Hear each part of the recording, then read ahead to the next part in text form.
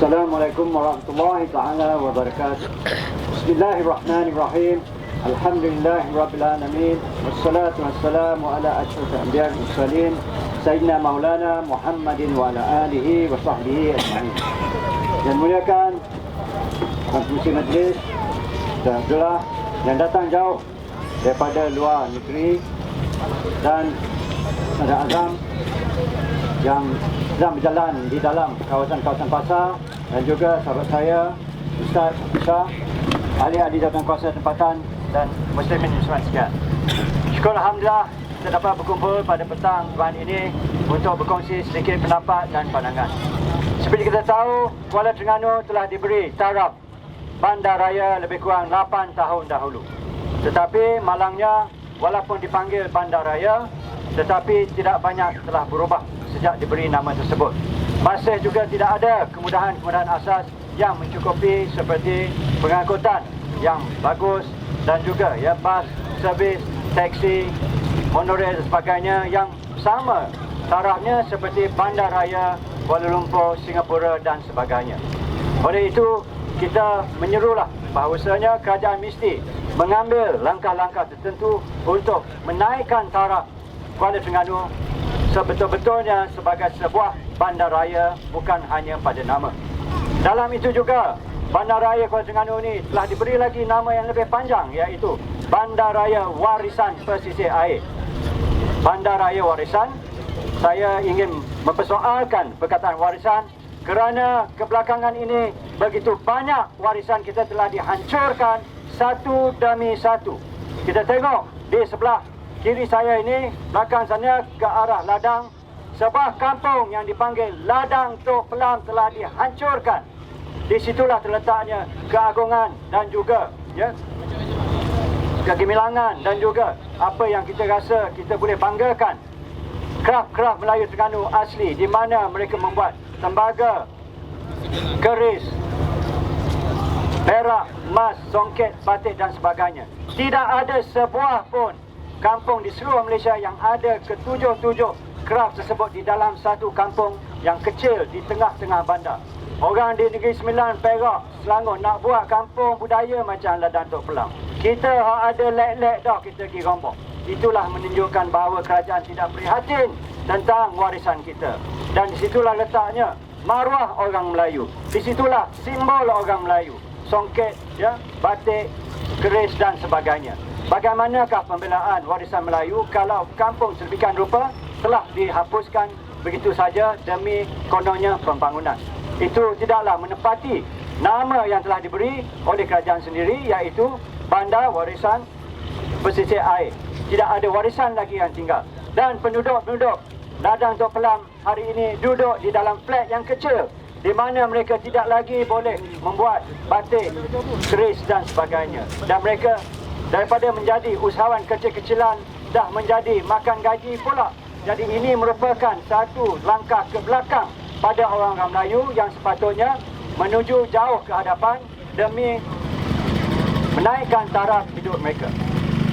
Belum sunyi lagi kes atau kisah sedih Ladang Tok Pelam, kita pula digemparkan pula dengan satu lagi cerita bahawasanya kerajaan nak mendirikan sebuah hotel 5 bintang begitu tinggi. Kita tidak menolak hotel, kita tidak menolak pembangunan. Tetapi kenapa ditapak Pasar Payang warisan kita? Pasar Payang merupakan warisan begitu lama, begitu gemilang yang memasyhurkan Terengganu. Pasar Payang merupakan pasar ketiga termasyhur di Asia. Kenapa kita nak rombakkan sebuah ikon di mana orang luar datang dari segala pelosok dunia untuk tengok Pasar Payang? Dan kita hari ini akan kehilangan Pasar Payang jika kita tidak menghentikan rancangan kerajaan tersebut. 22 NGO kerajaan utama termasuk Dewan Perniagaan Melayu, Dewan Perniagaan Cina, Dewan Perniagaan India, Persatuan Pelancongan dan sebagainya telah menandatangani satu petition diberikan kepada kerajaan tetapi tidak diendahkan. Adakah ini mendengar suara rakyat? Adakah ini bermakna rakyat didahulukan atau pembangunan didahulukan? Baik, kita balik pula kepada nama bandaraya.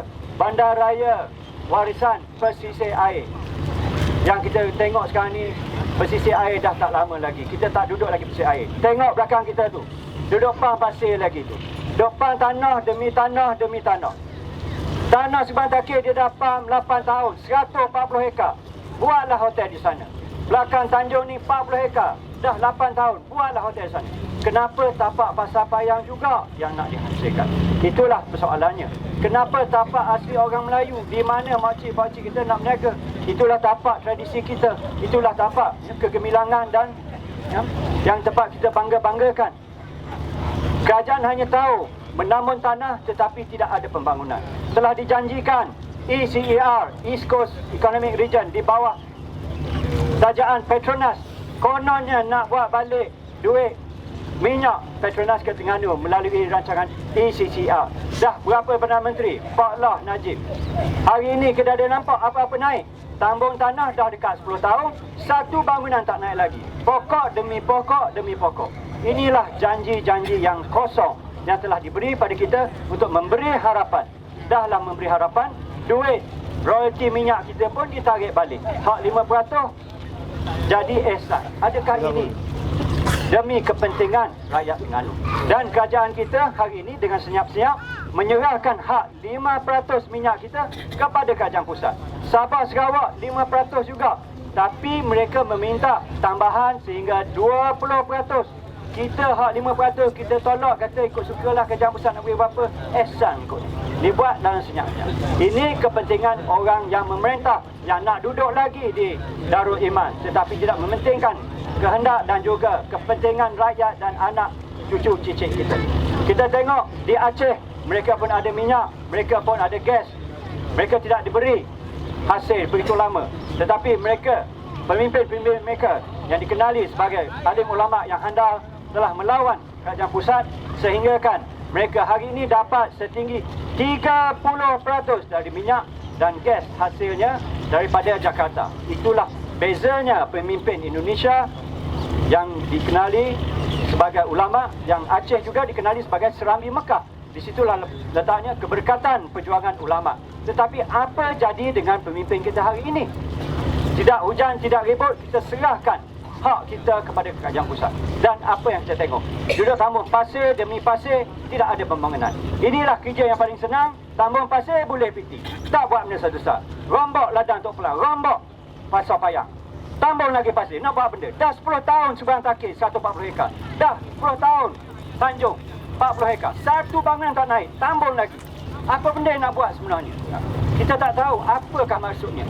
Hanya nak buat BT projek. Projek demi projek tapi bangunan tak naik. Tapi bila masuk Sakabah, nak buat Terengganu macam Dubai kononnya. Dubai ni dah tak maju dah.